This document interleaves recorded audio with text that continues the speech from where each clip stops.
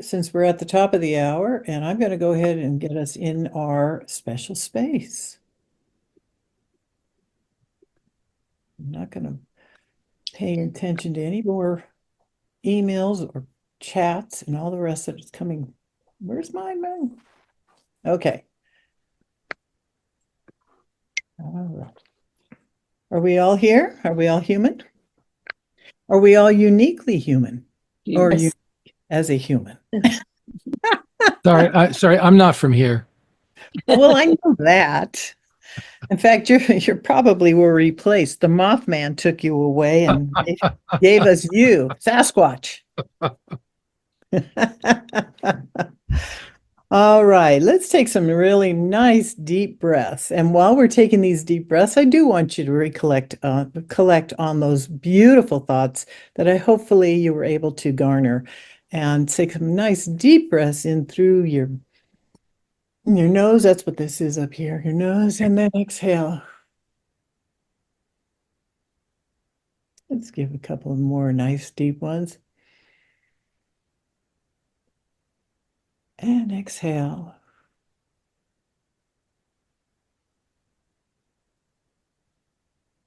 And as we inhale on this one, I want you to pull in as much gratitude as you can feel.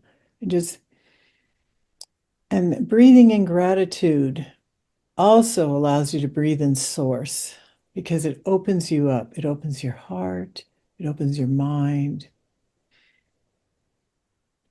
And when you exhale, breathe out in gratitude as well. And inhale. And exhale. And then on your next exhale, as you're breathing out, I want you to imagine that you have roots, really strong roots growing out of whatever part of your body is touching the. Oh, they can talk. Who was that?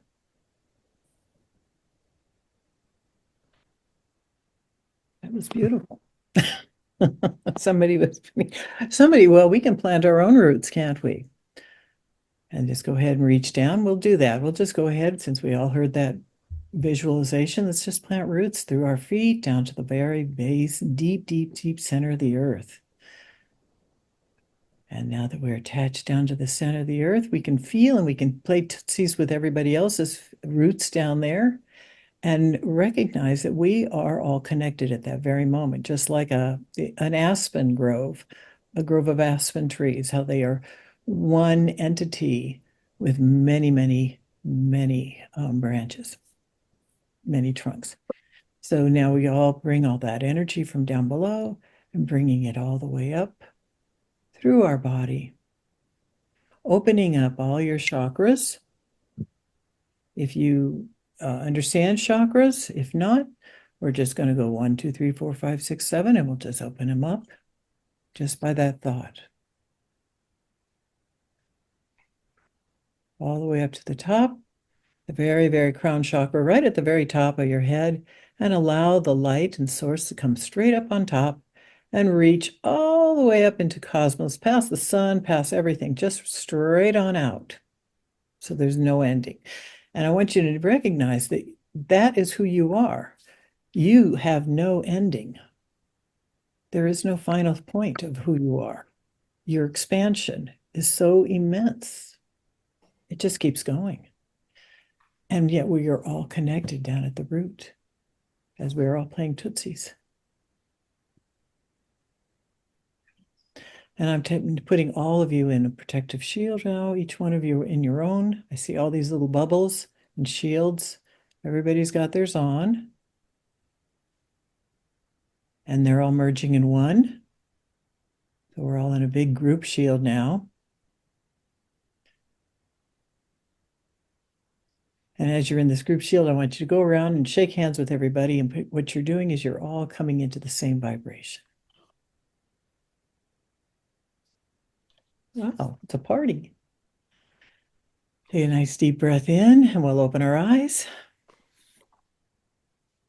We're clear of all discordant thought forms, spiritual viruses, psychic debris, toxic streams, and all things below chart 3.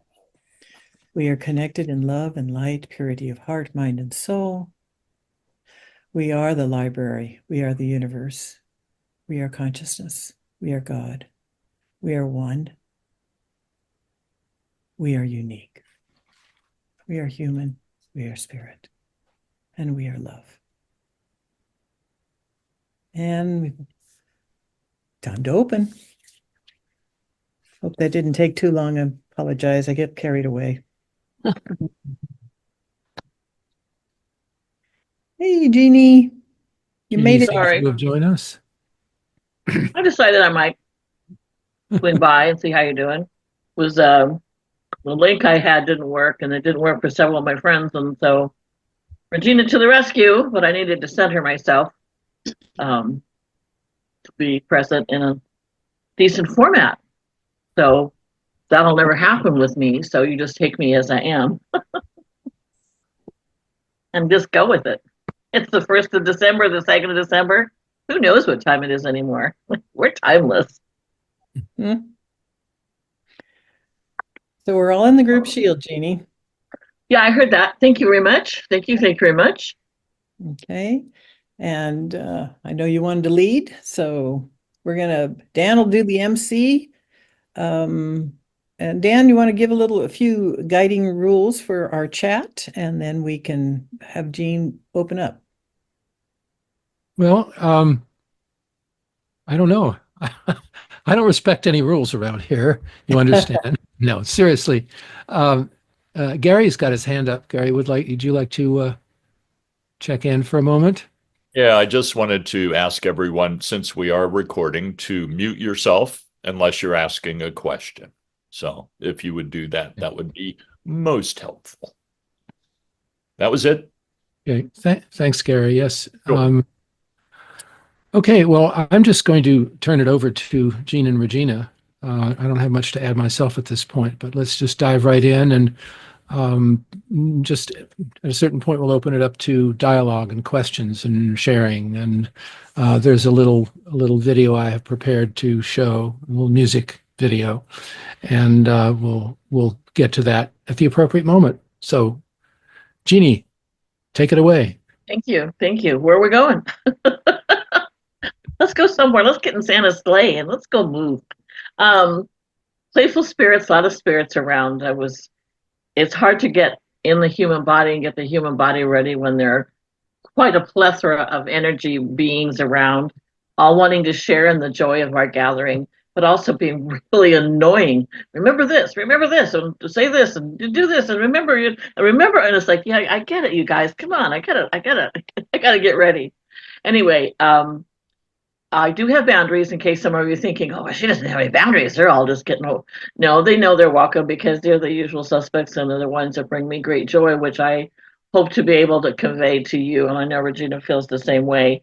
When we were thinking about the topic for this Sunday, I happened to be scrolling on Facebook, of course, and was looking, for some reason, the algorithms were sending me some beautiful messages from people and how life had turned very beneficial to them, or there had been many blessings, and darkness turned to light, and I thought, gosh,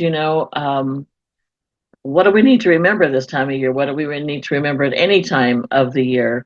And it kind of got me thinking, and doing this thing that one of the ladies I follow on Facebook, named Diane Schiffer, she says, it's okay for you to have some morning staring, where you're either drinking your tea or coffee or whatever, and you're just kind of staring, and you're just kind of in the moment, and not trying to create something, or running around trying to find out, oh, what should I do today, or what's my meditation going to look like, or it's just a matter of just kind of being. And to the Western culture, that's always not something we like to do because it seems kind of unproductive. But she's a wonderful woman who's lived a decently difficult life, and so she's come to this conclusion of how to calm herself and how to be in the moment and what really matters. And with my background, it was a very spiritual background. I was a Quaker, many of you know that. So I had a lot of rituals and things that we did, even though Quakers didn't really have a lot of rituals, but there were things that we did. And I got to thinking about, as we have come into the progression of our knowing of being a part of something greater in this greater reality, and our ideas about maybe God and these myths that we practice and rituals changes. And for me, for a while early on, it was like, how do I modify that? How do I bring my growth into a system that I grew up with, which I still love, but doesn't serve me in the same way? And so we were talking about it yesterday, Dan and Regina and myself, and there's a lot of directions we can go in with that kind of discussion today. But as I had written for the little blurb for today, I'd like to just read it again. The Cosmic Voices team will be discussing the various ways in which we can walk through the holiday season by making the most of our Earth holidays while living in the greater reality, and understanding how our gifts of spirit can bring comfort and reassurance to others at this time in our world. Our goal to love, listen, learn, and lift. And Regina was talking yesterday about people asking her that kind of question in the last few weeks, and how she shared different thoughts about how to work with it and adapt. And one of the things she was sharing was about how just listening to people in their stories or their concerns, not that she never was a good listener, because she always has been, but she was really listening, and it just put her kind of in a different position. And I found that same thing for me. I listen to people all the time, but to really listen and to really engage with people without having to have an answer or a solution or anything other than just being an open vessel to what the person across from you is sharing at the time. And from that, that's how we share our love, of course, and we learn something. And in that, so often people feel the lift of a conversation that maybe was one-sided. Maybe we didn't say that much. Maybe we didn't do that much. But our willingness to be attentive, our willingness to be present is a present in itself. And so for me, and then we're going to open it up to everyone to share their experiences, their questions, what they do, how they view things. I love community, and I love the way all of you have so much to offer. And for me, the thing about being raised in a Protestant environment, uh, I wasn't Jesus to death, because Quakers didn't necessarily do that. They didn't have dogma. They didn't have creeds. We had stained glass windows in our beautiful meeting house, but they were just colors. We didn't have icons. We didn't have angels. We didn't have Jesus dying on the cross. I wasn't raised with that. But I still was very much led by that energy of that Christ consciousness. And so through the years, as I worked into a different part of myself, I began to understand how I could still keep the Christmas energy, but I could also be very much involved in the expansion of my consciousness. And, I could be a Sethian and still be a good Quaker at the same time. And so I've taught different Advent classes and such on that very thing about how we can, if we so choose, to keep the energy of the birth, not of one singular energy, but of our within ourselves, and to see ourselves having an opportunity again yearly of being reborn within ourselves, and not necessarily with New Year's resolutions, but a sense of um, taking on a new project, or just taking on the project of inner peace. Because really, when they talk about the kingdom to me is what's within us. Again, it's semantics. Whether you're a practicing Jew or a Buddhist or Hindu or an atheist, whatever, it is that spirit of knowing who we are that resides inside of us. And so that's how I choose to look at this time of the year, for myself, as a very sacred opportunity to be even more connected to all that is, including the greater reality. And the other thing that Spirit really wants to share today, and I'm sure you're all feeling it, is how absolutely close our loved ones are, our friends, our family members who have passed over And they come into this time period because there's a great portal that's opening at this time, because we hopefully pause to think about uh, the opportunity of new life and new energy within ourselves. And that's when they come to be closer to us, to enjoy our ceremonies or rituals, or just our being in the energy that's going on right now. And they also then bring their light and their love to a hungry world. And so, in terms of being able to adjust to the circumstances of our environment and the things that are going on, and how to have joy in the midst of a lot of people's sorrow and discomfort and discord, the best thing we can do for ourselves and for anyone else, of course, is to be that joy, is to be that light, is to be that love. And that's why I suggested to Dan, one of the songs that Peter, Paul, and Mary was famous for was find, I think it's the Light One Candle, I think is what it is. I listened to it this morning, and I love it, even though it's a reference to the things that went on in the Hanukkah tradition. But it definitely says that light is everything. That candle is everything. Don't let the light go out. And so I feel like if I had to put this all into some kind of little package for us today, it would be, how do we keep our light alive? How do we build it? How do we light other candles? How do we walk through life in a way that brings a substantial sense of comfort and meaning to every footstep that we leave on this planet? How do we walk through darkness? And of course, the only reason we're here is to do just that, is to learn how to walk through darkness, how to be the light, how to keep our light strong, and how to know that we never die, that we just continue on.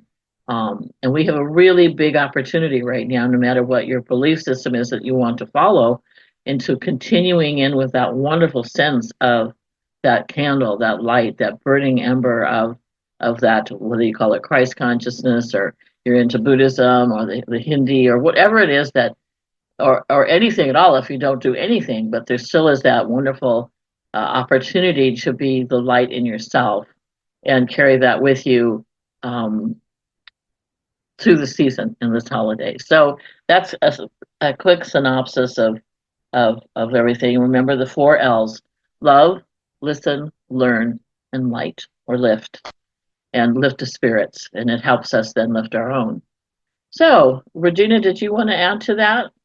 My turn. Tradition.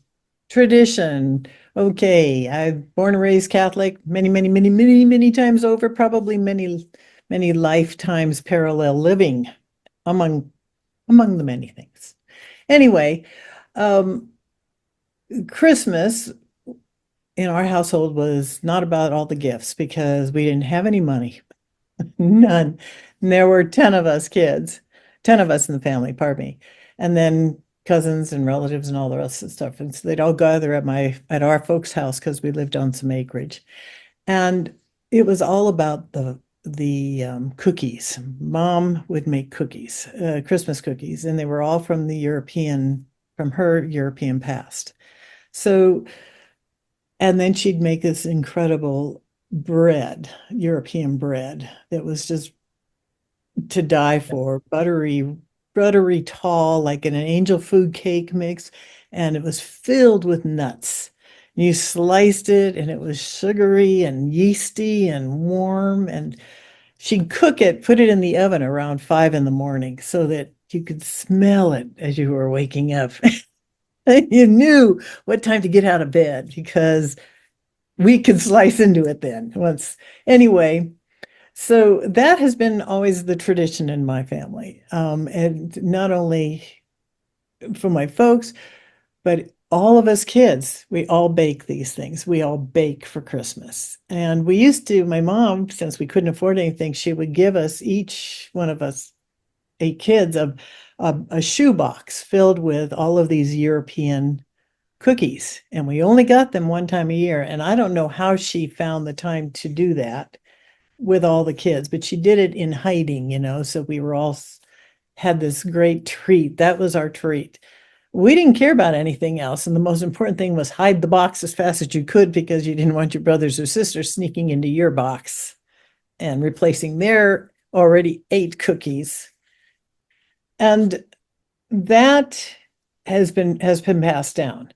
The bread all of us make, all of us in the family, our children make the bread now, and we all make cookies and bread. And it's just, Christmas can be without everything else, but it's about sitting around and eating that all day long and just noshing and having hot cocoa, cider, coffee, whatever, and just enjoying each other's company and talking and being in this most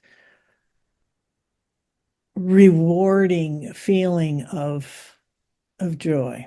There's just so much reward in that, because you're not worried about how much someone else spent and that you might not have spent enough for somebody or did enough, or there's just no guilt. No guilt comes in our Christmas. And it feels pretty damn good, pretty damn fine. And so as I'm talking, I can feel my mom and dad, but I especially feel my mom. My dad was always waiting for the Gugelhof to get out of the oven. But I can feel my mom, and Christmas to her was always about whatever she could create from nothing. And whether it was out of the refrigerator or the oven or she would make these incredible dioramas that were close to 6 feet long, and then set in all the nativity scenes so that all of us could move the 3 kings around the entire house. And finally it would get to these big mountainous things that my mom had made. And with that, we'd eventually get to the baby Jesus. So those are all the things that are, to me, there's nothing more special. And that's very human. It's not spiritual. It's just very human. It's very loving, and it's embracing, and it's joyful. And I wanted to bring that story because, to me, that's what this holiday is about. It's all about how can I feed somebody else? And it's not always with the bread. Now I know it's simply just by opening a door and saying, come on in, have a seat. So anyway, that's my story. Now, for somebody else who likes the story, they can put it into the chat and say, I have a story, and then I have a question, okay? And Dan has the answer. I can hear him.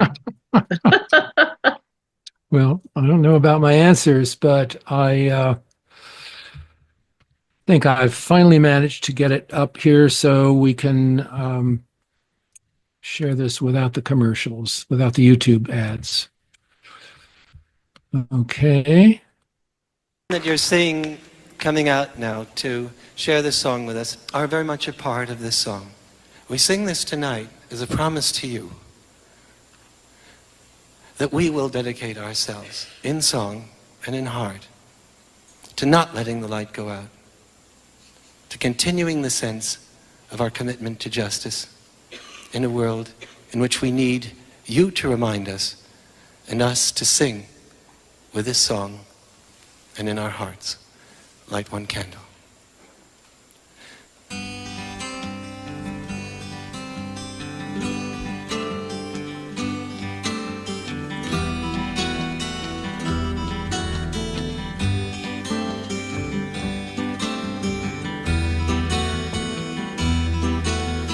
Light one candle for the Maccabee children, with thanks that their light didn't die. And light one candle for the pain they endured when their right to exist was denied. Light one candle for the terrible sacrifice justice and freedom demand. Light one candle for the wisdom to know when the peacemaker's time is at hand.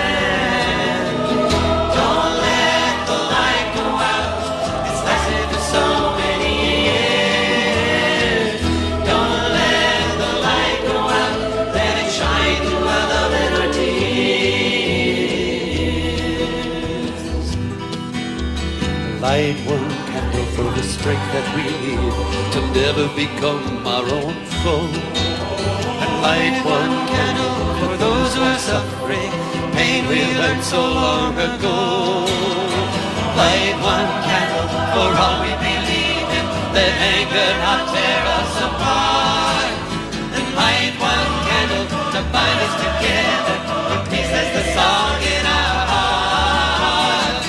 Don't let the light go out, it's lasted so many years. Don't let the light go out, let it shine through our love and our tears.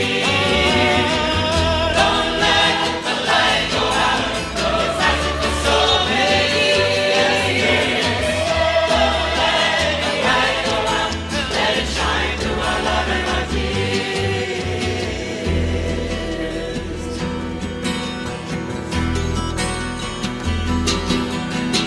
What is the memory that's valued so highly that we keep it light in that flame? What's the commitment to those who've died? We cry out they've not died in vain. We have come this far, always believing that justice will somehow prevail. This is the burden, this is the promise, this is why we will not fail. Don't let the light go out, it's lasting for so many years. Don't let the light go out, let it shine through our love and our tears. Don't let the light go out, it's lasting for so many years. Don't let the light go out, let it shine through our love and our tears. Don't let the light go out.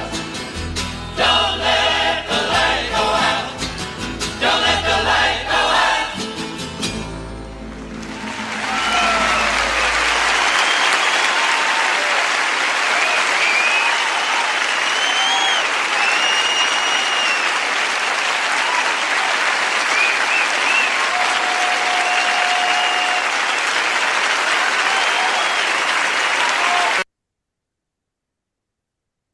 Thank you so much, Dan. You know, I have to tell you that I was really feeling Mary Travers with me this morning when I was getting this up. And Dan knew Mary and had done some work with her in the early years.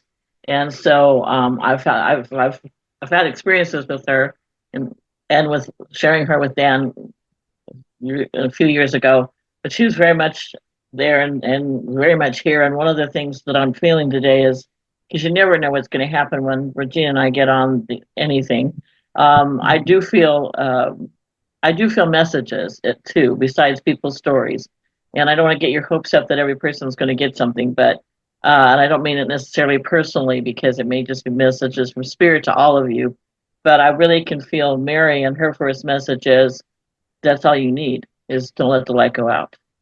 You know, however you use it, however you view it, however you feel it to be for yourselves, whatever your traditions or non-traditions are, is just don't let the light go out. Don't allow the spirit to be dampened. And she has a chorus of people with her, one of many groups that are standing with all of you, and they really are hoping today that you can have an experience with them and feel them in such close proximity. Just sending so much love and support and comfort and joy and delight. Because the more you experience it, of course, as you know, the stronger you become and the stronger the light becomes. And to me, there is nothing more exciting than that in this human world. So that would be Mary's real strong message for us today. I see someone has a story, so Dan, I'll let you have that. I'm trying to see who. Christina. Christina, please. Thank you. My Christmas story was back during the war, when there were blackouts and in England. And my mother had got a Christmas tree, a real one, up in our lounge room, which was above my grandfather's shop, which was he was a surgical bootmaker, and we had a lounge above that, so we lived above his shop. Now, this tree stood in front of French windows, which went out onto a balcony. And of course, it was because it was blackout, we weren't really allowed to have lights. So anyway, my mother was pretty romantic, and she had got actual candles, little candles, clipped onto the tree everywhere. And all I remember, I was very young, all I remember was suddenly the tree going up in flames. And my mother, oh, wow, and she rushed to open the French windows, and she took the tree and she threw the whole thing out onto the balcony in flames there. And the thing was my grandma's beautiful old glass baubles and beautiful things with spun glass, little birds with spun glass tails. Gee, they must have been expensive. But they all those beautiful decorations all went, and my mother was so distraught. And that's all I remember of early Christmas in the blackout. And so fortunately, we weren't bombed. There, that's my Christmas. But I got a little doll's bonnet in my tiny little sock, which was on the on a little cot on my cot, and for a little doll that I had, which was rather sweet. I do remember that. What a beautiful story, though. I mean, I can understand how your mother would be distraught, but to me, that was a lot of light. Yes, The burning bush, Oh, all sorts of metaphors. yes, indeed. Good, but also Thank you. Right. I have a quick Christmas tree story myself. I grew up in and by the way, thank you, Christina. That's a wonderful story. I grew up in a town in central New Jersey, in a non-religious Jewish family. And our next door neighbors, dear friends of ours, were half Jewish, but they had Christmas trees every year. And I was so jealous. I wanted a Christmas tree so badly, but I never got one. But you're an adult now. Yeah, who needs a Christmas tree? I'm an adult, right? No. You can get one now. I'm joking. No, I actually have one. My housemate has a wonderful illuminated LED Christmas tree about this big, and it's the lights on it blink all around, and we have Christmas lights up in the living room and all. So I'm happy with that. Trees are interesting. My mother was very frugal, and she didn't really want to pay for anything if she didn't have to. So she would wait, because this was many years ago, and there wasn't quite the competition for the biggest tree in the neighborhood anymore. But she would wait until there were no trees left. It was kind of like a Charlie Brown Christmas, where you would get the last little scraggly tree that was on the lot. And I remember one time particularly when I was probably middle school, maybe early high school, she got 2 trees for the price of one, because it was like the 23rd or it might have even been Christmas Eve. And they were the saddest, sickest little things I've ever seen. But we just threw all sorts of stuff, and Regina knows my mother, so she can really get this. Just to say we had a Christmas tree, but it was like after that I was just bound and determined that, I didn't have to have a 12-foot tree because I wouldn't have a house to fit it in, but it was going to be full. It wasn't going to be empty. And unfortunately, bless my mother, I bless you, I love you. That's kind of how she felt about things. And so it kind of reflected, she could afford a tree, but that's, where she was in that. And, everybody has their own stories and why they get where they are. And to me, it didn't matter too much to me, because I didn't have a lot of friends coming in parading around to see what we had. And it was a different time period. But yeah, I didn't lose mine out to the balcony with real candles, but it was a Charlie Brown time. I tell you, it's just really funny. But anyway, are there people though in the group today though who have had any kind of in years past or now how to recreate a new way of looking at the season, because it may not match what they grew up with, or because of what the changes are within your perspective about spirit, the continuity of the universe. I mean, those are kind of stories I'd love to hear too. Or has it just been a slow process and it's not been any kind of big adjustment? I mean, that's wonderful, but I was just curious.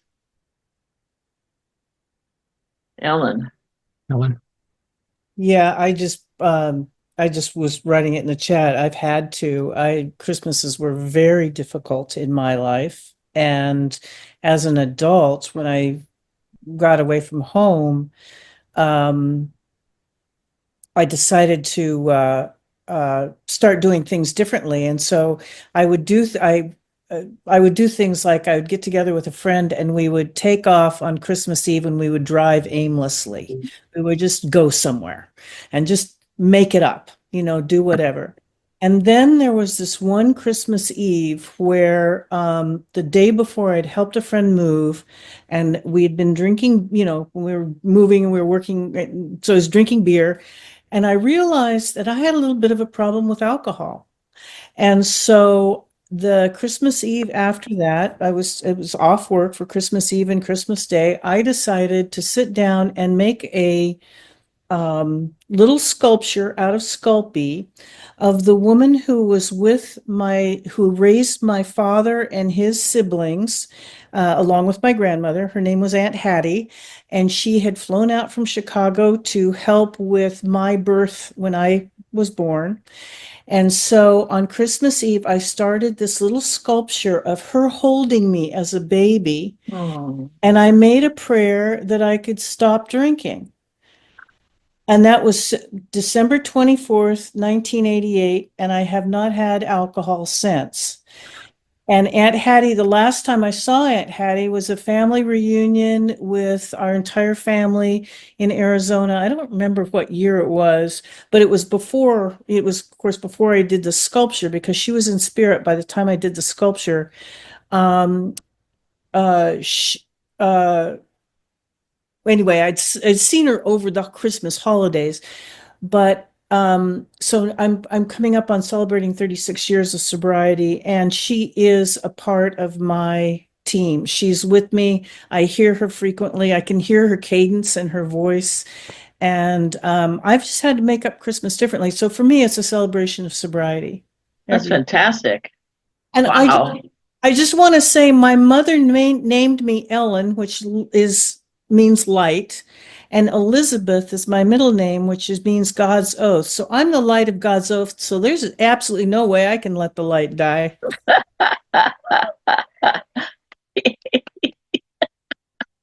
Wonderful. That's a great story. Thank you so much, Ellen. I'm going to call on Tom because he had his hand up before, waiting while we jumped around. So Tom, and then we'll get to you, Roy and Sally.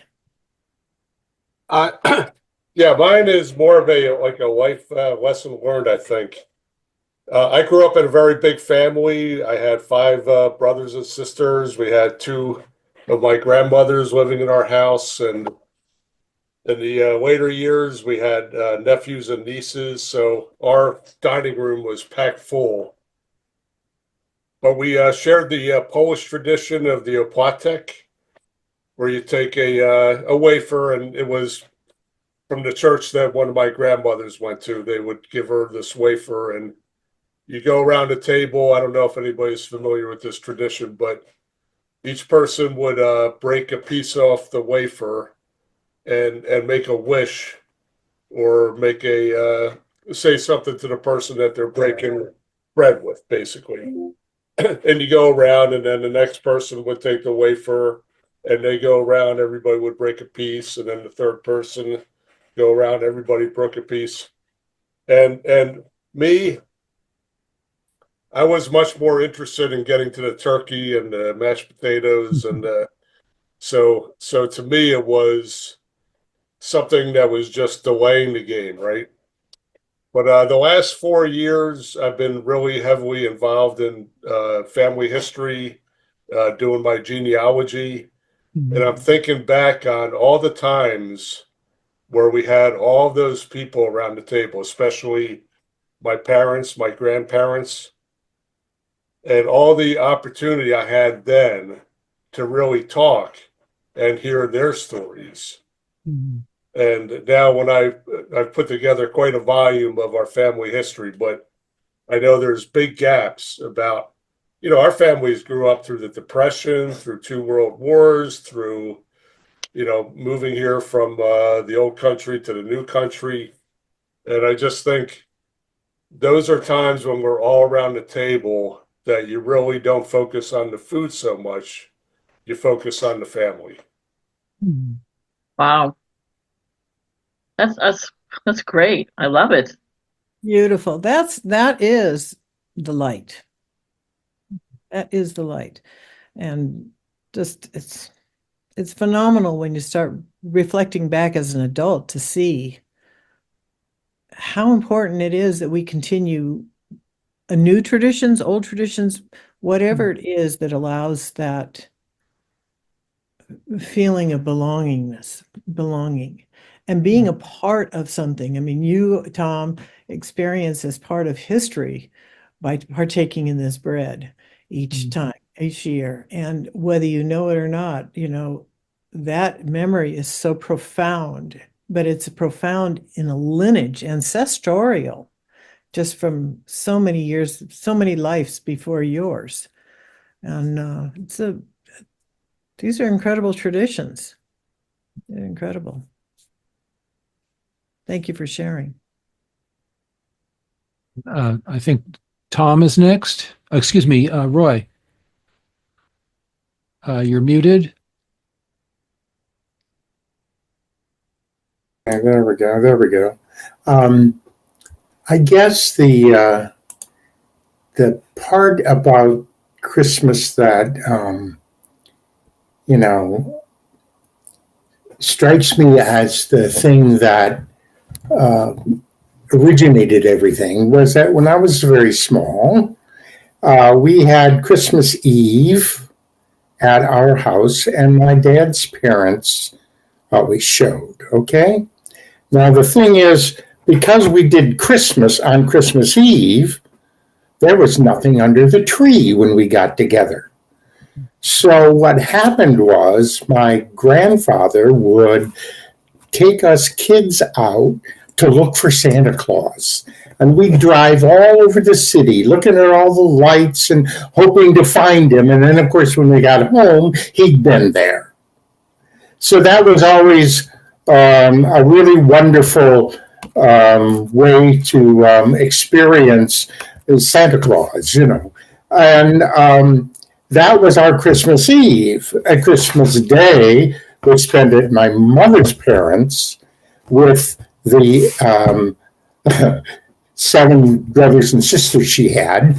And my dad was an only child.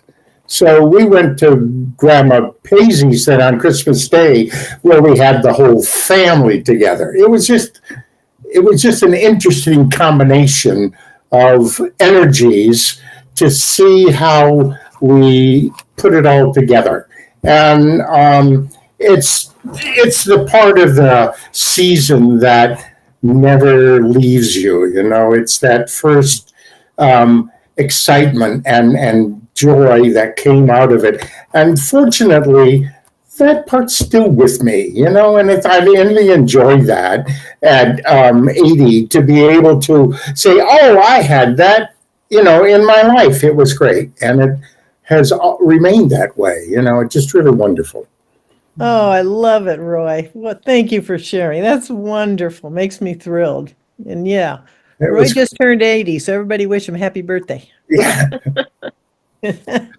And I've heard that story before, but I love it every time because Roy and I shared a lot of Christmases over the years, and they've all been very interesting, to say the least. So it's wonderful. It's wonderful to have that. That reminds me. Yeah, I don't know if I'll share this story, but later I want to get everybody else's in. Thanks so much, Roy. Sally. We'll go to Sally next, but Jeannie, I know you live with 3 generations of your family, and I'd love to hear what your Christmases are like at home. But Sally, go ahead.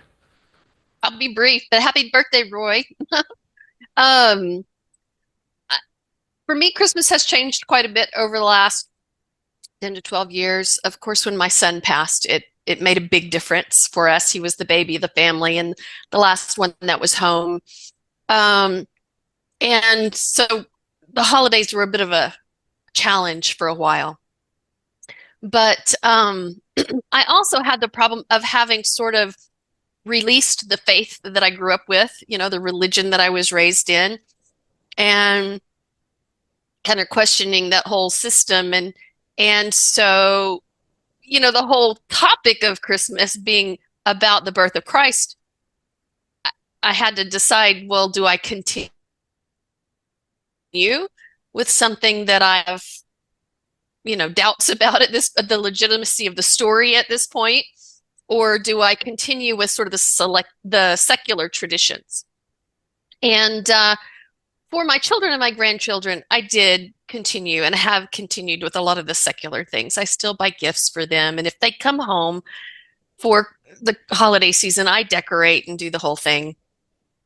But if I know that it's just me and my husband here at home, I've kind of let go of all of the decorating and those kinds of things. It's a lot of work that mostly always fell on me.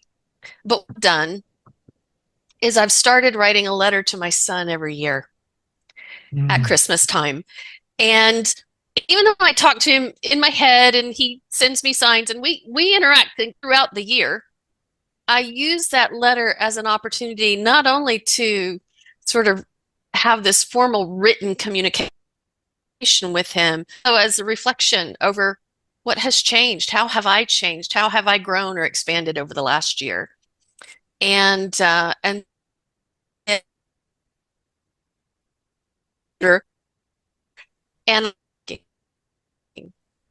so I've got now years of letters that I've written to my son in his stocking that at the very least, even if I don't decorate, I go and I pull out his stocking every year and make sure that I do that. You know what I see, Sally? I see him writing letters to you as well. Yeah. I really see that. He's shown that to me, and it has a big stocking that says "Mom," and he changes it. Sometimes it's really psychedelic, and other times it's more modern, and then sometimes it's like Canterbury Tales, and he has so much fun. And I feel like he shares that with you when you're in your dream space at night. All the letters. Wow, that just whew, beautiful. I want to hear your story next. Oh, well, when you do talk about having lost someone,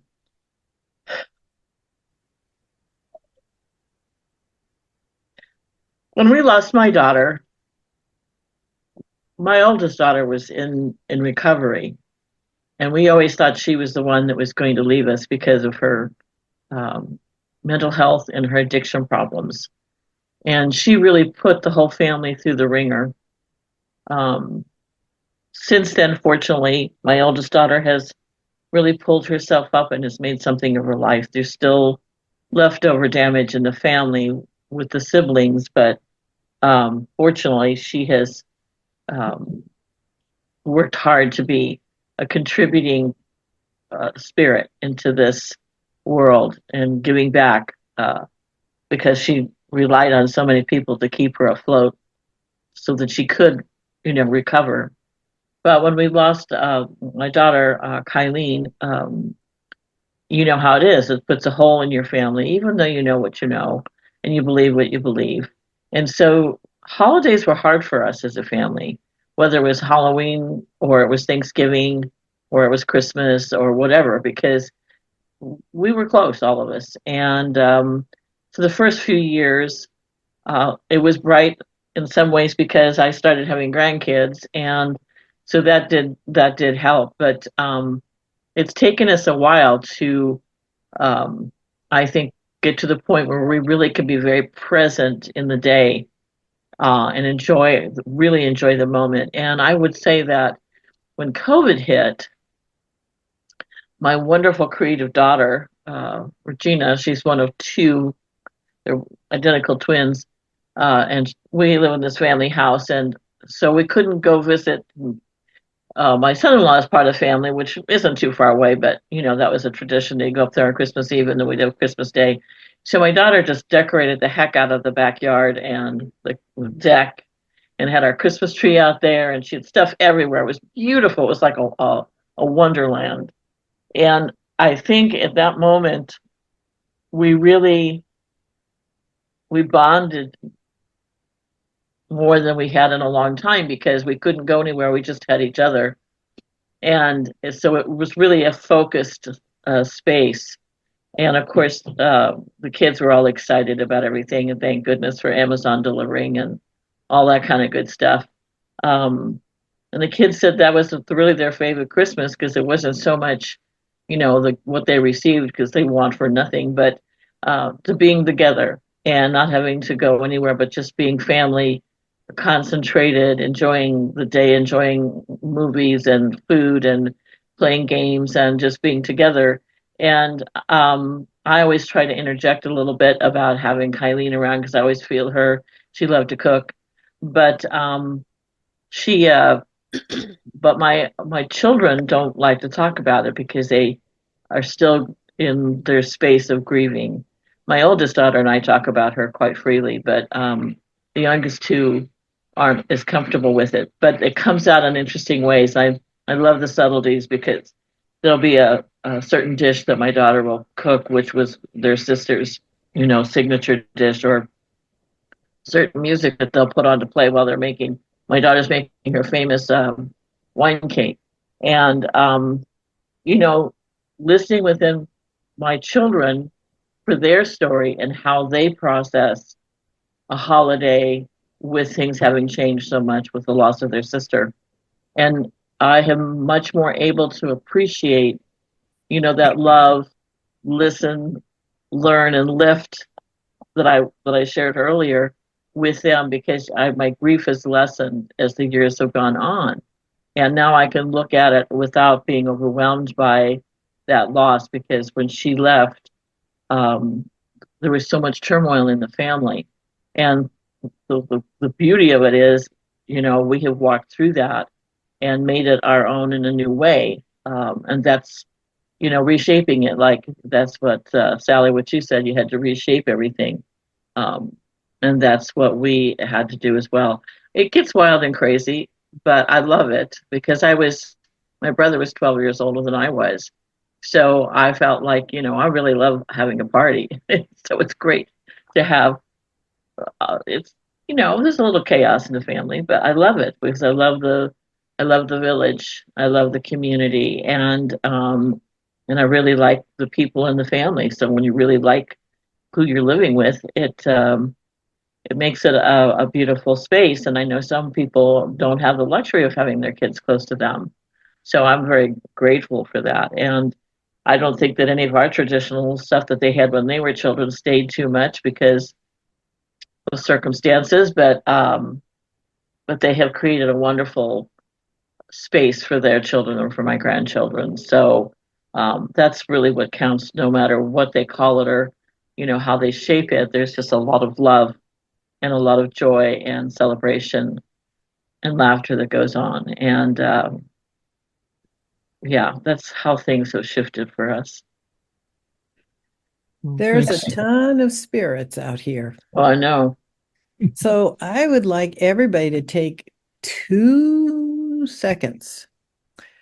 I want you to, let's see, how can we do this? Because the rooms are crowded. Your room, your home is crowded. Each one of your rooms have got quite a few people, but there's several in each room that are trying to get your attention. Not my attention, but your attention. So I want you to close your eyes and see the first person in your mind's eye and say Merry Christmas to them.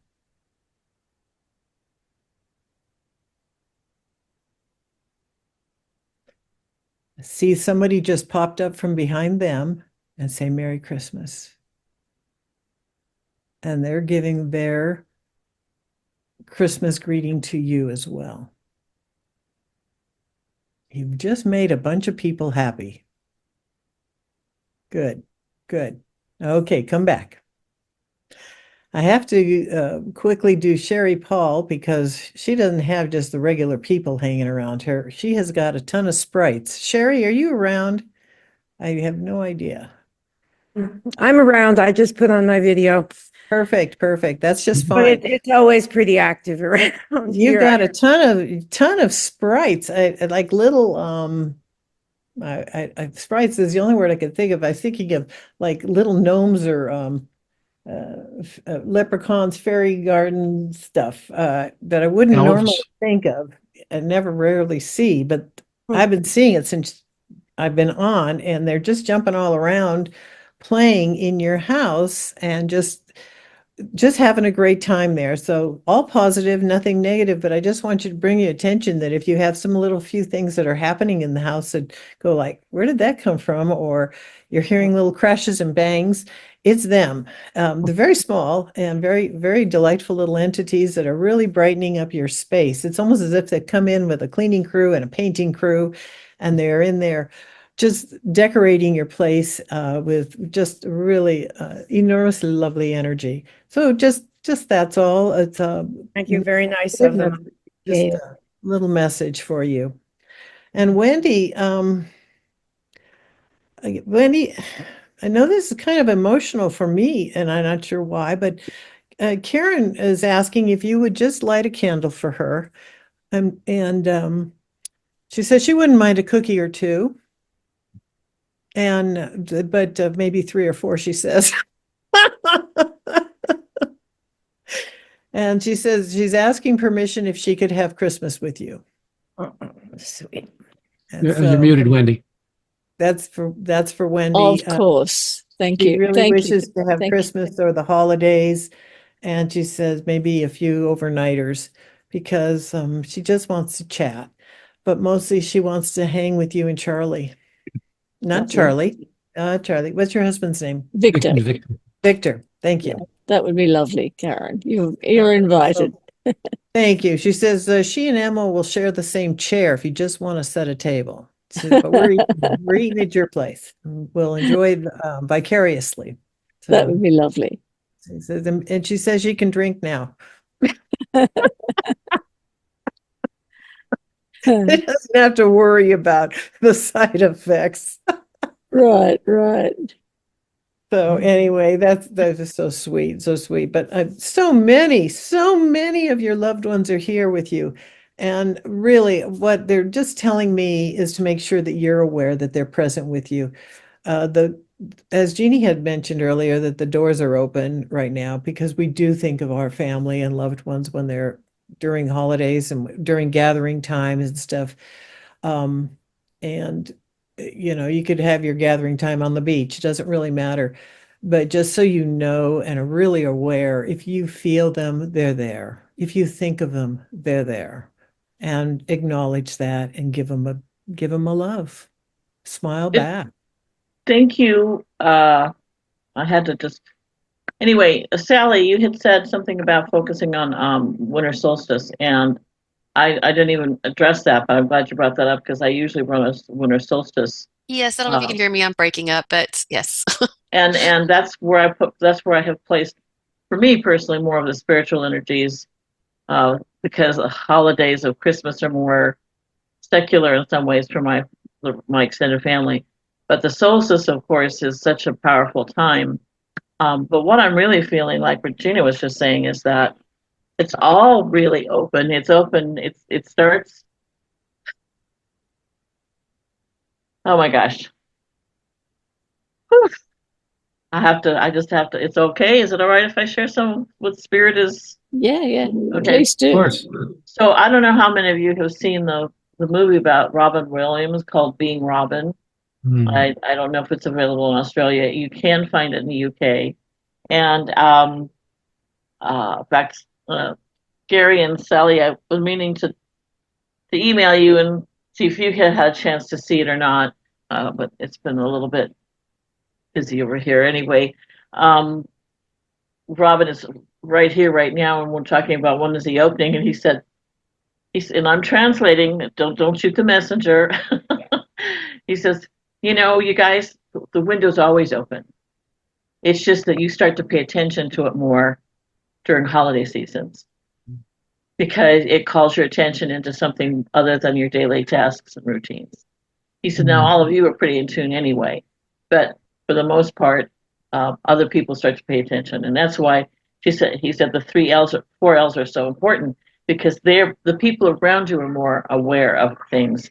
Because the holiday season, and it dictates now I can spend a moment. Now I can think about this because it's slated on my calendar. Oh yeah, with this and this and this.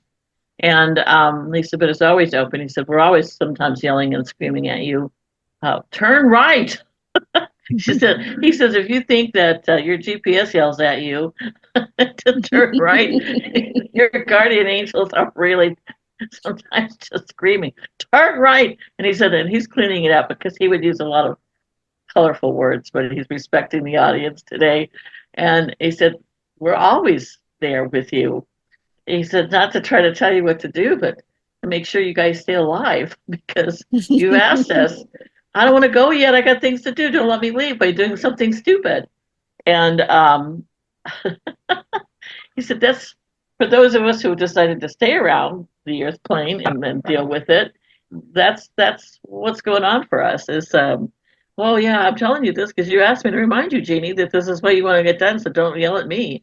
And I talk about the movie a lot because there was an aspect of Robin that felt very cheated by the fact that his body could not hold his energy any longer, and they couldn't function the way he had been used to functioning as, as an actor. He couldn't remember his lines. He couldn't think quickly. He couldn't have any kind of comedic timing, and so he took himself out of his body, and he approached then this comedian who had retired from the world of Hollywood because it brought up problems for him.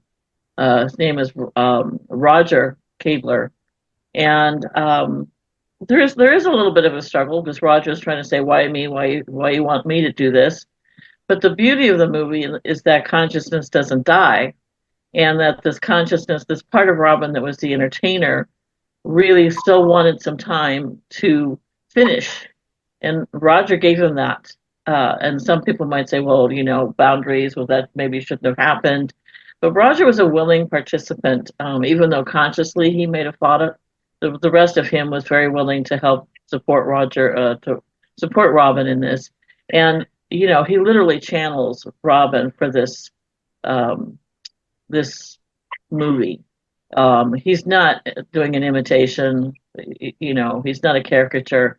It is Robin coming over. And for any of you that have ever done any channeling, you'll totally relate to how he comes in and uses with Robin, uses his body to do his comedy. And it was 2 years from 2014 to 2016 that he had this relationship with Robin, and then it finished. And then they got the idea to do this movie, which is independent. That's why it's been slow to go. And some people still think that Roger is just doing a really good rendition of Robin, and I don't know how you could ever feel that was true, because you can totally feel Robin's energy through him, and it's beautiful. It's beautifully done. It's a beautiful message. In some ways, it may not be easy, but for all of you spiritual people and spiritualists and who've sat in circles and done all this, to me, it's just like one of the most fantastic things in my lifetime, because I never thought something like that would get made. And anyway, it's streaming on Amazon Prime for those of you who have that, and it is available in the UK. I'm not sure what the link is.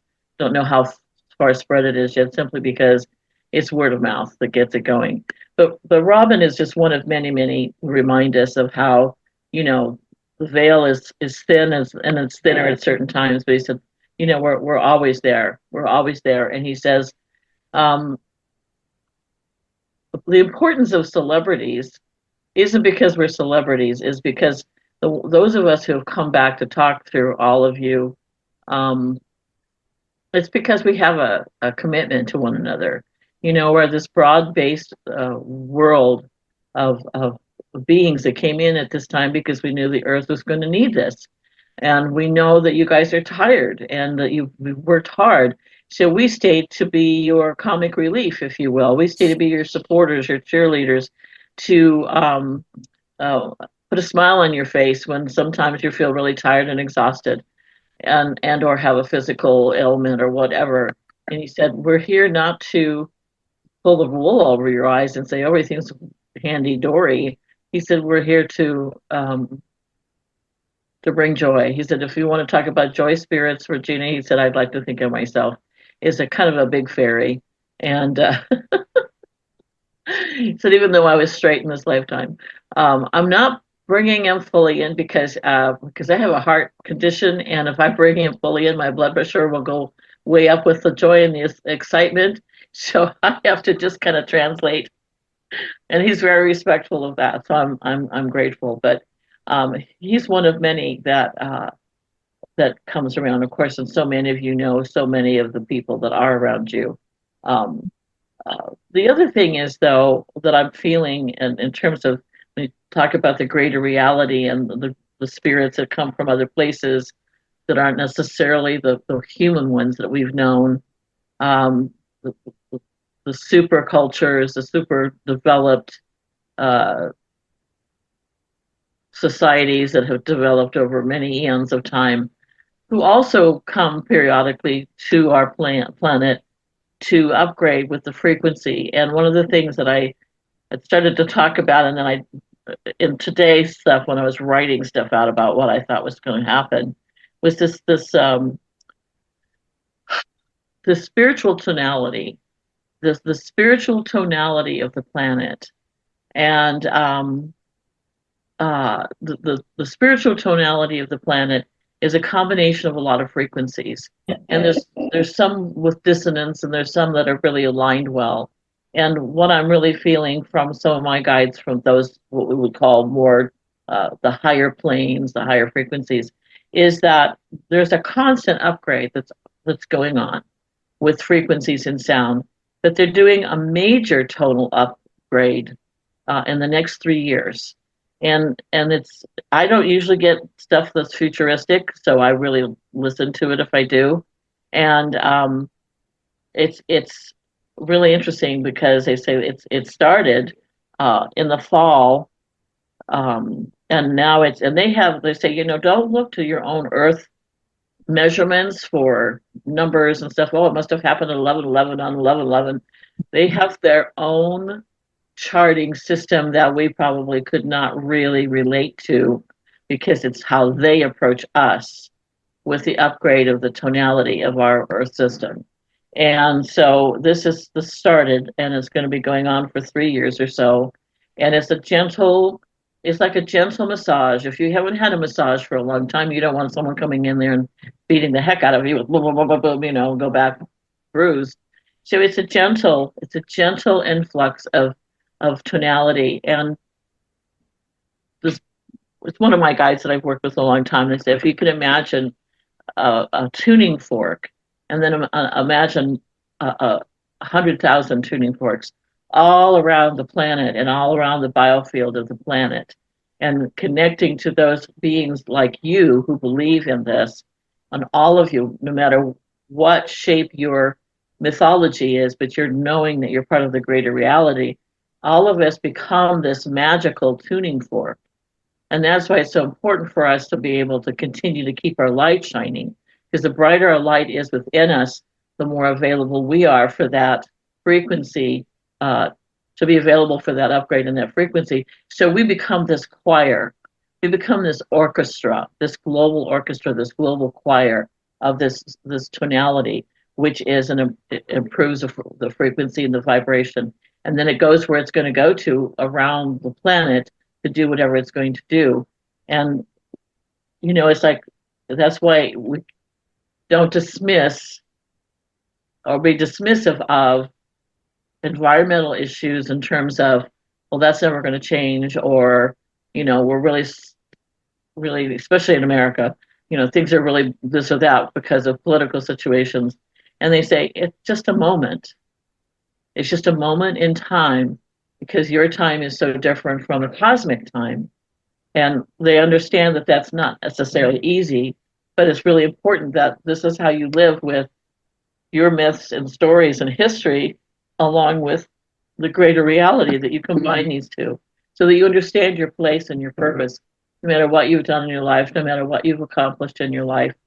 It is about, don't let your light go out. Hold that light, because as we come in to help the planet upgrade, you know, you make it happen. You make it so. You make it possible. And I think that you all know that, but I think sometimes we need to know it again and feel that influx and feel that connectedness and realize our broadband width, that we have this wonderful width of broadband to hold energy, even though we're in this physical presence. We always also have that wonderful eternal part of ourselves that is here for that very reason, to help the planet move through itself and to upgrade into the next frequency because of its purpose and its use. And so that's where the more cosmic message comes from today. And that use your myths, use your rituals, use your memories, the positive ones, or change the negative into positive if you can, to continue holding that tonality, that spiritual song. My oldest daughter's dad was a songwriter, and the one song I really loved that he wrote was, and I don't remember the words anymore, but I remember the title. The first line of it was, "Love sings all around the earth, love sings all around the earth and back again."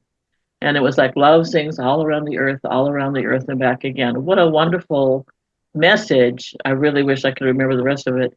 But it becomes, it's all sound. It's the beauty of the sound, of the frequency of the song. And to keep that love song going as best as we can, and realize how important absolutely each and every one of us is. Whether it's the tree that caught fire during the blackout in during World War II. I mean, you know, what an incredible thing to live through. And we've all lived through some incredible stories.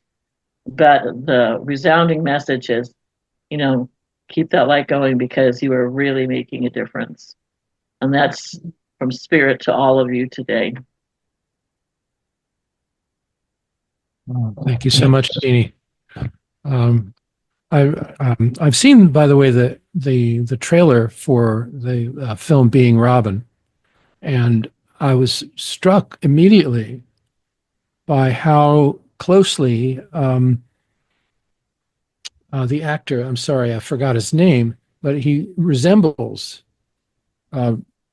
Robin. He could be almost his twin brother. You So can he's a see really- his face change. When Robin enters into him, you can, and you're right, he does look very similar. But you also, when you watch Roger and let Robin come Roger. in, it just, there's Robin. There's just absolutely no doubt, you know. And people would meet him after the show and go, "Oh my God, I've missed you, Robin," because they know that's Robin. Just like Gary, when we did it, you knew that was Robin. And you know, now that part of Robin has had that experience, he could go back. You know, we have parts of ourselves, so it wasn't all of Robin that came through. It was that part of Robin that just felt, you know, in some ways robbed because he had to leave, or he decided he had to go when he did. But the message at the end of the show is just wonderful. It's just a wonderful, wonderful message, and something we all know. But to hear him say it on stage about love and what matters most, and, you know, loving one another and being human and taking care of each other. You know, he just conveyed, he never got his final words, is what I'm trying to say is. And so through Roger, he was able to do that. And yeah, he's an interesting character, because Roger had been a comedian out here and they showed clips of what he had done. But then it got the best of him, and he had issues with alcohol and drugs, and he knew he couldn't go back into the industry again. But then Robin started visiting Roger in dreams. And for anybody who's had any kind of contact with Robin, it's just so him. You can't do Robin if Robin's not there, because he's so rapid firing and so quick. Yeah, but You can't make him up. no, you know, you can't make him up. That's really true. And Roger had actually done impersonations of Robin when Robin was still alive, and Robin had seen it, and he told him how he really enjoyed his impressions of him. So he had already given him the thumbs up, so he knew about it before he passed, and I'm sure that's why he then went to him and said, "Hey, let's do this, and let's give a message to the world." And I'm hoping that this is a movie that it may take a long time to circulate, but that just continues to get bigger and bigger because it's all about spiritualism and, you know, channeling and boundaries and what's real and what isn't, and how do you know, and the courage it takes to be step into a public forum and say, you know, we're one. He doesn't quite say it in those words, but is pretty special in that regard. So, I wanted to just very. Oh, sorry, Jeanne, go ahead. Oh no, I'm finished. Thank you. I just want to share a wonderful anecdote about Robin. Here in Marin County, north of San Francisco, where Robin lived, after he passed, they named a major traffic tunnel after him. Excuse me. And the first time when you and I were together and Robin came through, I said, remember that? I said, Robin, every time I drive through the tunnel, I think of you. And he says, oh, the tunnel. He says, I love standing in the middle of it with my arms outstretched and watch the cars go through me. Yep. That was him. And that was really his signature. You have, I think you recorded audio. I think it was an audio recording that you made when we were up there in San Jose of Robin coming through for about 40 minutes, because I remember you just laughing hysterically. And I always wanted to hear that because I wasn't there. He was there. And I've got about 28 zillion hours of recordings of our meetings up there. And one of these days I'm going to put them all in to have automated transcripts, so we know what's on there. And there's also videos, and that's a whole project. Yes, it was a very prolific time. I'm curious about other people's experiences, which is, I don't want to take it too off in a different direction, but I'm sure there's a few of you who've had celebrity connections, or maybe just a dear, sweet person that was really profound in changing things for you or helping you through a moment, which is all part of keeping the light alive. And I don't know if any of you want to share anything, but I think all of you has just rich stories. No one wants to. Jane, yes. Yeah, so if you didn't raise your hand, I was going to pick on you next. Well, I just want to first of all say thank you to Regina and Jeanne and to Daniel. Taking the time, kind of orchestrating that time for us, Regina, right at the very beginning of our time together tonight, has just been incredible. We just finished Thanksgiving. The kids all just went home, and we've got the house back in order. But just thinking about how that goes and how blessed we are, but it's such a busy, crazy time that sometimes we don't take the moments that you orchestrated for us to be able to take. So I really, really appreciate that. And Jeannie, when you were talking about how they're saying that we don't need a specific day, we don't need Thanksgiving, that this is all opened year after year after year for us. When I was 3 years old, my mom was in a severe traffic accident. She was thrown out of a car and landed on a guardrail, broke her back. She was in the hospital for 6 months. And they said she'd never walk again, and all that kind of stuff. But at 3, all you know is that you're alone, right? That your mom's not there, and it's not really a loss because she didn't die, but as far as I was concerned at 3. But I was so fortunate that my maternal grandparents took me in. My brothers were getting shipped all over all kinds of places because they were all in school, but I was not in school, so I could go to the next couple of towns over and stay with my grandparents. My grandmother was a very spiritual woman. My mother was not. And I heard later that my mom had kind of threatened my grandmother that if she gave me any of her hoo-ha stuff, that I would never see her again, or she would never be allowed to see me again. So here I was now staying with her at 3, and she was a wonderful, wonderful woman.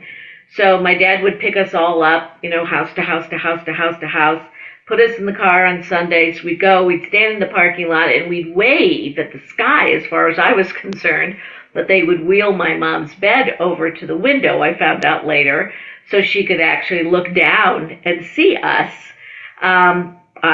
I thought, that's how, you look at clouds and there are animals and things in there. And I remember looking for my mom's face and all that because nobody really explained anything. But my grandmother had 8 children. They were all local. They all had kids, and Thanksgiving was at her house. And so even though my mom was, really debilitated, with all those people there, my grandmother would make me feel special. And I was the youngest grandchild and the only girl out of 36, but so spoiled was probably close, but I didn't get that spoiling at home. I got it from my grandmother. And so it took me years later to be able to say, why do I feel like every day is Thanksgiving?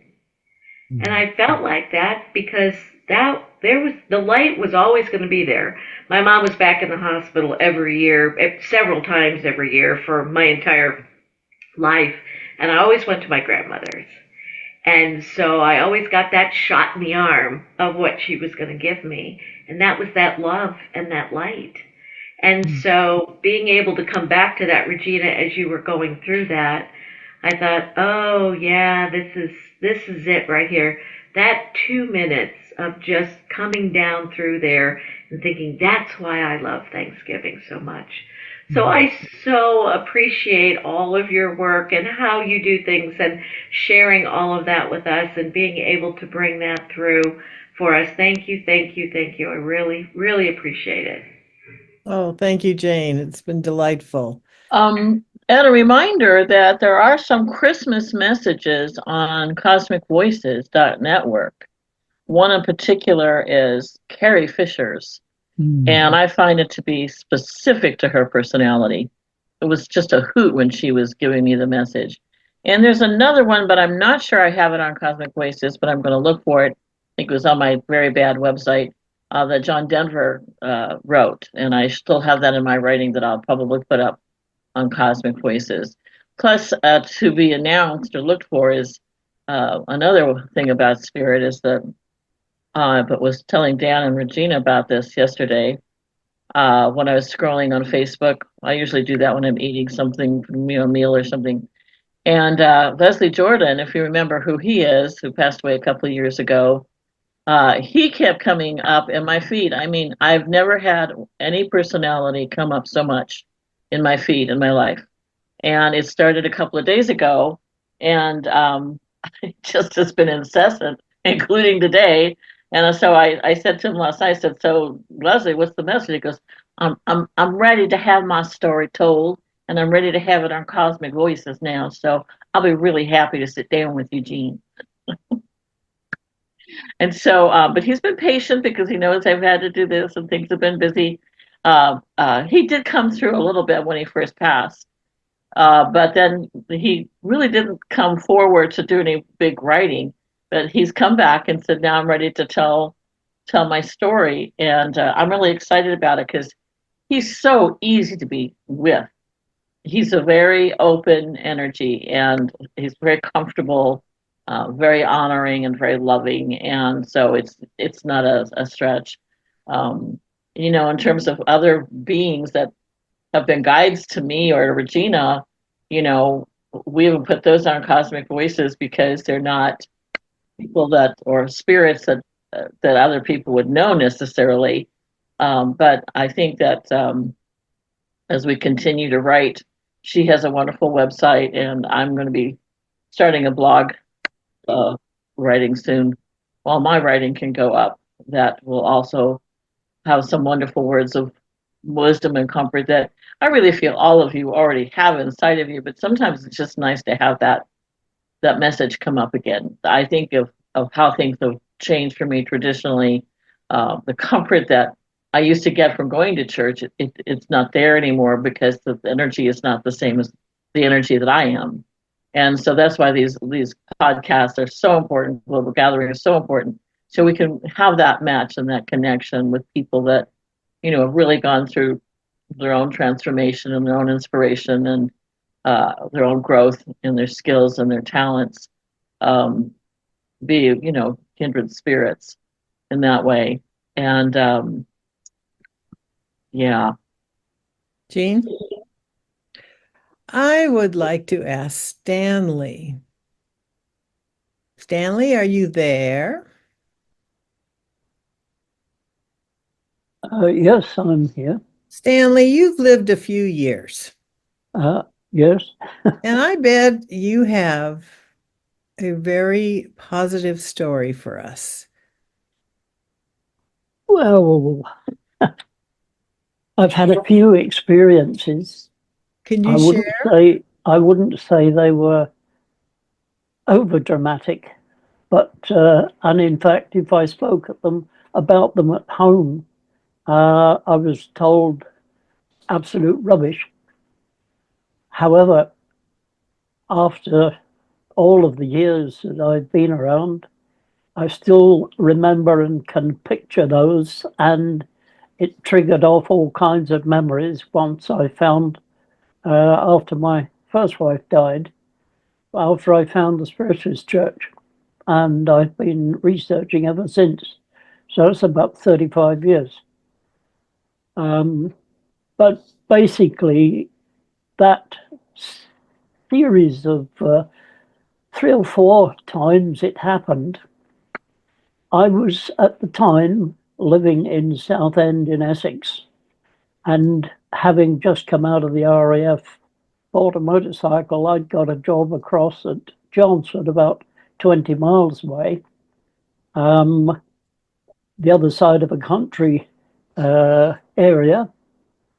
Halfway between the two, there was a series of 2 really fast S-bends, but really you could not see what was coming round. And on one occasion, I was approaching one of the first of the bends, actually, and a woman's voice in my head said, "Slow down," in a very commanding voice tone. "Slow down, keep well to the left, and be very careful and ready to stop." So I slowed down from about 30 or 40 right down to about, 20 for a start. And as I came out of the first bend, there was a car coming straight for me, doing a racing straight line. And I saw him sort of twitch his hands, and he shot across the other side of the road. Otherwise, I wouldn't have been telling you this here. And that happened, as I said, about 3 or 4 times over a period of 6 months. And then things changed. There was a reduction in the speed limit, which I think helped. But, those sort of things made me think, and I think I must have been right, judging by the results that I've had in the last 30 years. Sounds like somebody loves you. Well, yes, that's immediately what I thought. And were you able to have you acknowledged to say thank you to it? Yes, I have. Yes, many times. Yes, Yeah. many times. Yeah. Wonderful, wonderful. What a beautiful gift. Yes, yes. When we really feel like we're all alone and we need a gift like that, it's such a perfect thing to reflect back on and say, oh, that's right. Yes. I have been gifted. I have been Yeah. gifted. Well, the other thing that occurred a few days ago, actually. Now, I've been doing service for one of the chaps in Canada joined his group, and I've been recording the show for him.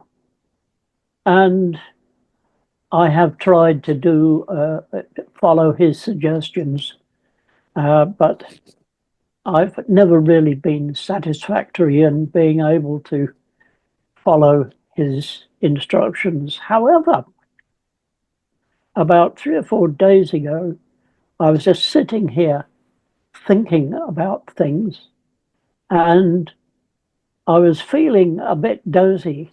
So I just closed my ideas and attempted to go into a sort of,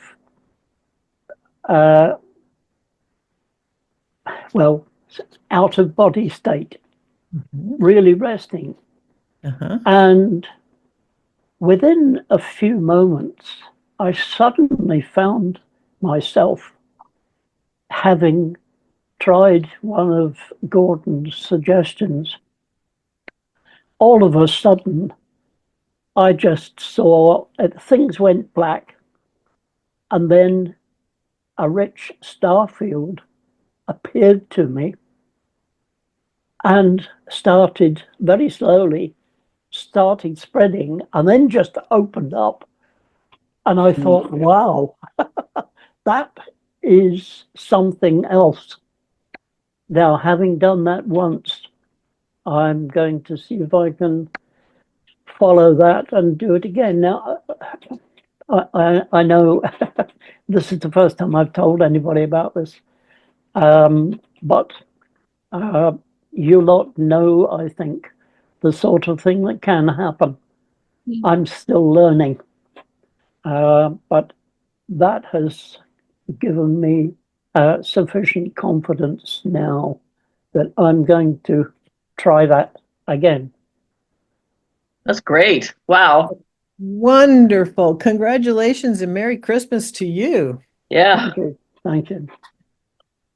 Isn't that thrilling? Because at that instant, you became light. Well, yes, that's You became part of the universe. Yes. You became more than just who you are as a physical human being. Yes. You really, that is the shedding and accepting and the recognition. You gave yourself permission to go there. Finally. Yes. Yay, Yes. Stanley.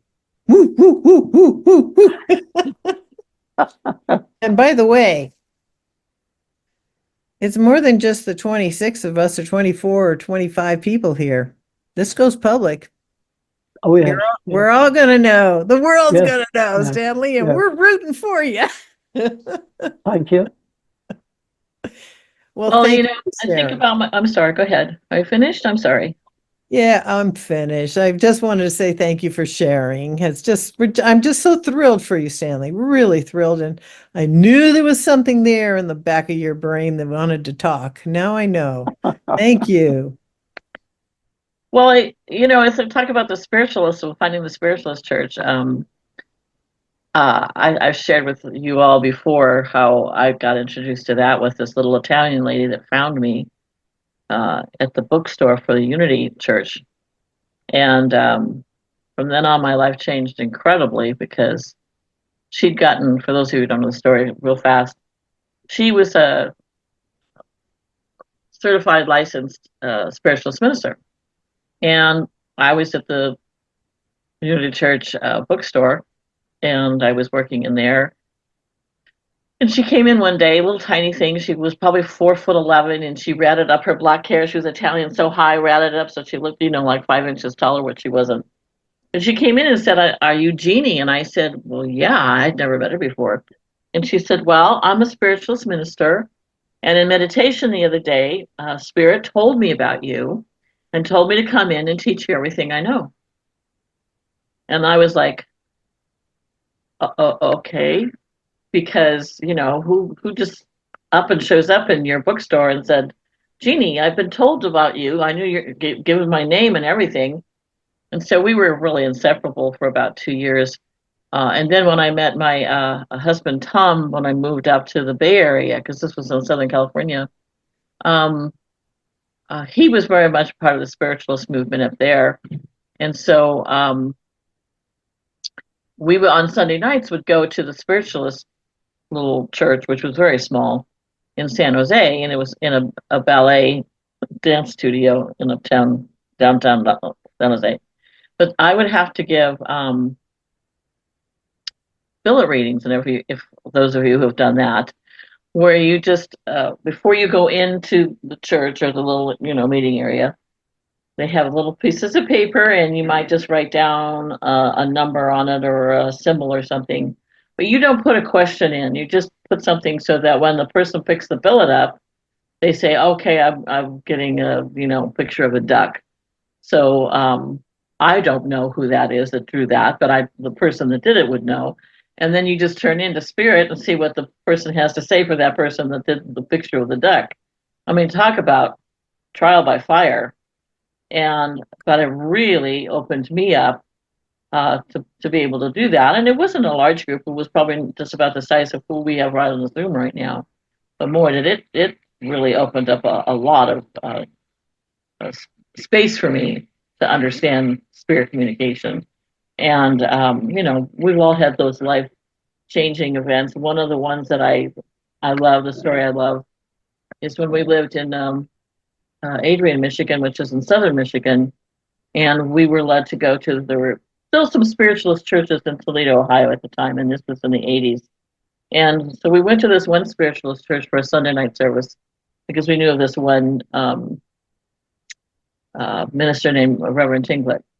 And he had jowls. He was just all jowly and old looking, and he looked like he was already a spirit in spirit, but he was still here. And it was a wonderful experience. Two things happened. The first thing was when he was reading for the community in the church, he just let spirit lead him. We didn't do billets. And he said, "Oh, I have a young woman here who died in a terrible fiery accident. And she gives me the name Sharon." Well, this was after we had started connecting with the Challenger crew.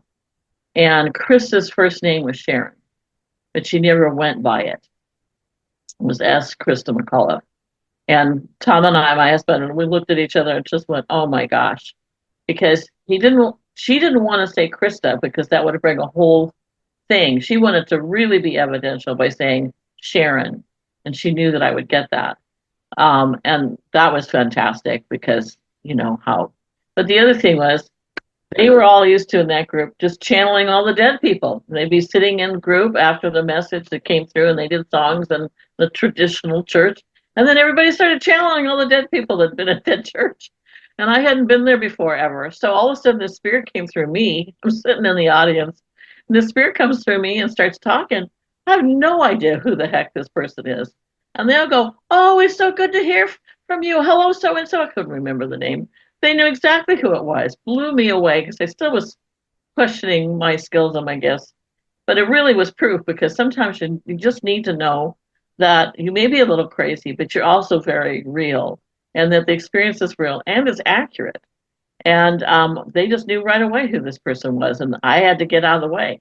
And that's one of the things that Robin kept saying to Roger in the movie: "Get out of the way, Roger. I've got this. Get out of the way. I've got this. I have your back." And that's what Spirit was saying to me: "Get out of the way, Jeanne. We've got this." So these little anecdotal things are, maybe not much to most people, but for those of us who are really opening up, we're grateful for the reassurance that, yeah, we are on the right path and the right track, for sure. Anyway. Whew. Oof, oof, oof. I would like to ask Wendy. Hello, Wendy. Are you Hello. here? Hello, I know Regina, it's I'm here. early. I know it's early. It's early for us. I know it. So Would you mind bringing forward one of your really joyful, lighted moments of Christmas or holiday gatherings? Well, Christmas, for the last few years, since my daughter moved to America 20 years ago, Christmas has always been about reunions. We've always tried to get together. Either we would go to America or Claire would come home for Christmas. And we had from the time she was young, we had a favorite movie that we'd always watch at Christmas, To Be or Not to Be, with Mel Brooks. And I don't know if and we would laugh, and we would all and the things like, tell me about yourself. How did you like me in the movie? All of these wonderful lines all the way through it. That was sort of part of what we did.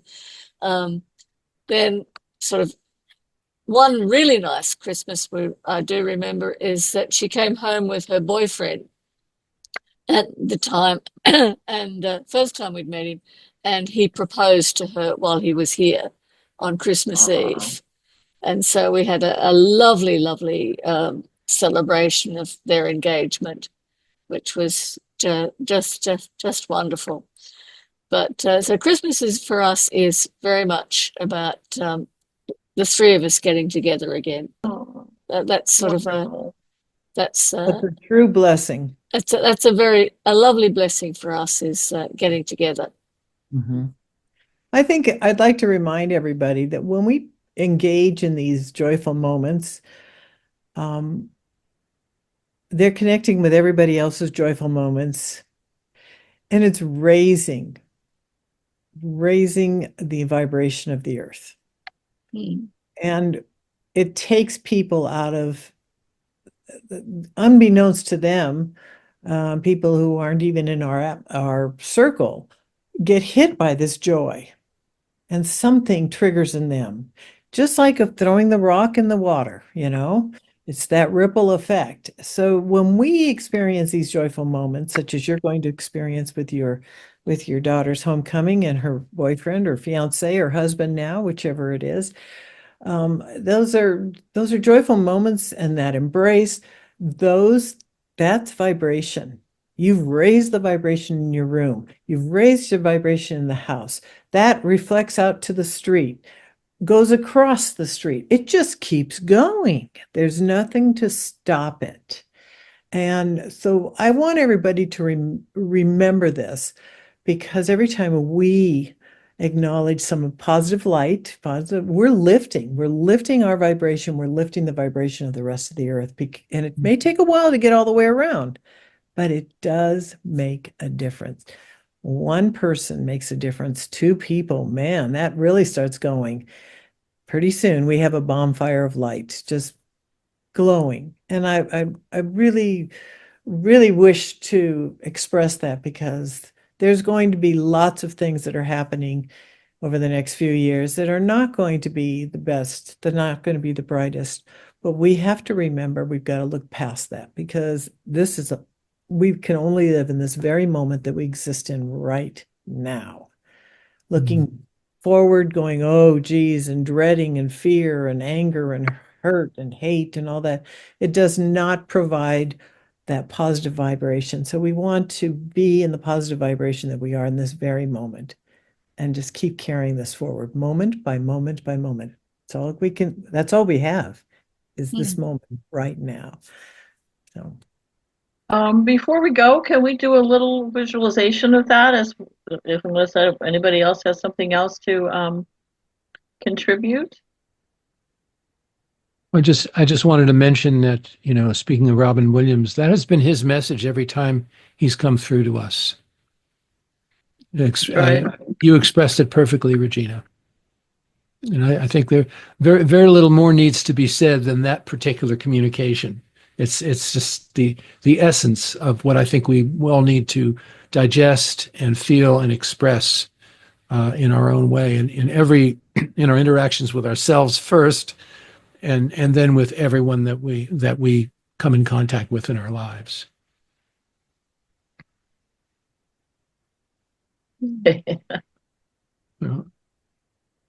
So, Jeanne?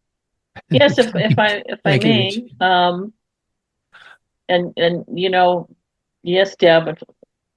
The good thing about this moment is we'll take this time just briefly to bring ourselves into this collective, wonderful energy that has been building as we've been just sharing stories, and release it. Like releasing the doves into the world, releasing the essence of flowers, just releasing love from our heart space, from the 9 heart mandala that we've used, and just feel that moving in and through those who are ready to be touched by it.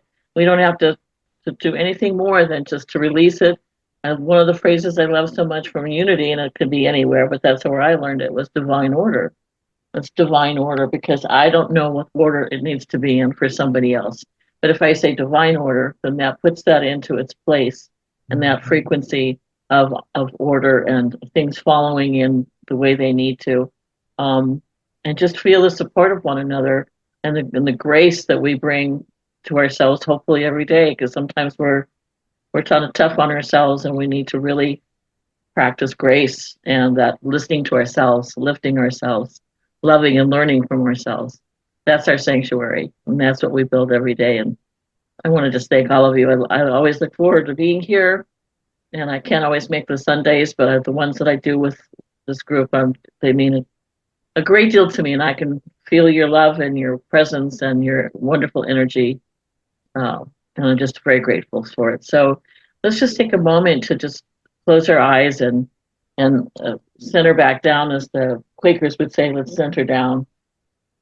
Go inside, as we've really been operating from that inside space all afternoon or evening or where time of day it is for you. A few slow, deep breaths, being so much in gratitude for just having this gathering, this global gathering. What a great phrase, global gathering. And we continue to feel the presence of spirit. We continue to feel the messages and the stories that have been shared today. And we are in this place of honor and honoring our paths here and the opportunities of just being here that we've created for ourselves. Because we really are that creator, each one of us. And we are just going to spend a moment and just being in that presence, feeling that energy, breathing in the love, breathing in the care, breathing in the excitement, bringing in the peace, the wonderful inner peace, the gratitude, the forgiveness, the joy, the laughter. Carrie Fisher said, you have to have a sense of humor, because if you don't, what is there? And I would feel that's true for all of us, to be able to laugh, to dance in the moment. It changes everything. And as we feel that building within our wonderful village right here, global, I mean, they're in all parts of the world. It's just incredible. There's no time or space. And we just feel the collective of our energy and our love and our prayers for healing. And we just release it from our heart space, from our 9 heart mandala to the energy of our wonderful planet, Mother Earth, to the wonderful indigenous communities that help us with this planet, and to all those who care and foster and nurture and hug,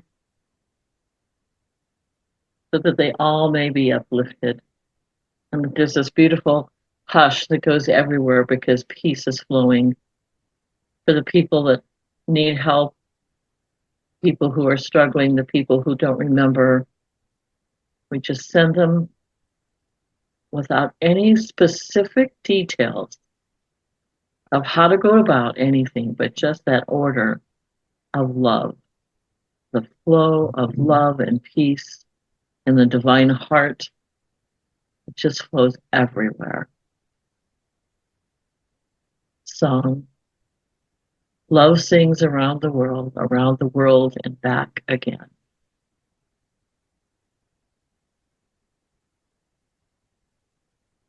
bless you all. Just blessings, blessings, blessings. And I know that Regina had us in the shield, and now we can step out of the big group shield and move into our own single shield and feel protected in that space, safe, guided, renewed. We're just so grateful to Spirit for joining us and for leading us today. We just feel the blessings, this blessing, blessing, blessing.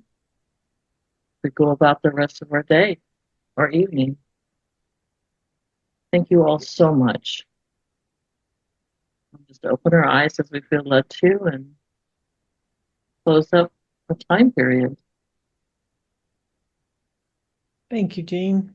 Thank you, Wendy, Dan, and each and every one of you for joining this fun global gathering and listening to each other's stories.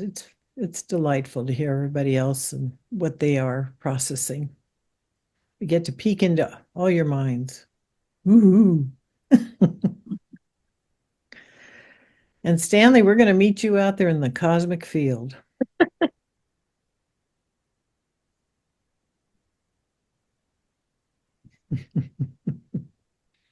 Well, Have a thank great- you. Thank you, have a- everybody, too. And thank you, Regina and Jeannie. Can I remind everybody that on the 29th of December, we're going to be having a meeting celebrating Karen Jarvie and her daughter Emma. So, and Regina and Jeannie are going to be bringing through messages from Karen and Gordon Finn. All of them have been contacted by Karen, and Karen has said, I want to talk. I want to speak. I want to talk about what she's been discovering on the other side. So it's a tribute to Karen. Some of you will remember that 29th was Emma's heavenly birthday, and Karen always used to ask us to buy cheesecake and have cheesecake on the 29th for Emma. So we thought that would be a perfect time to set up a tribute for Karen, who did so much for this meeting to establish it and keep it going over 7 years that she was working with us on this. So thank you very much. If you could remember that on the 29th. And don't forget your cheesecake.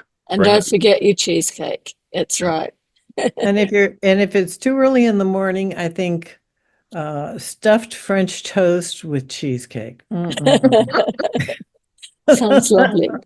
And I can't eat bacon. any of that. And bacon. Right. Bacon I could do. Okay.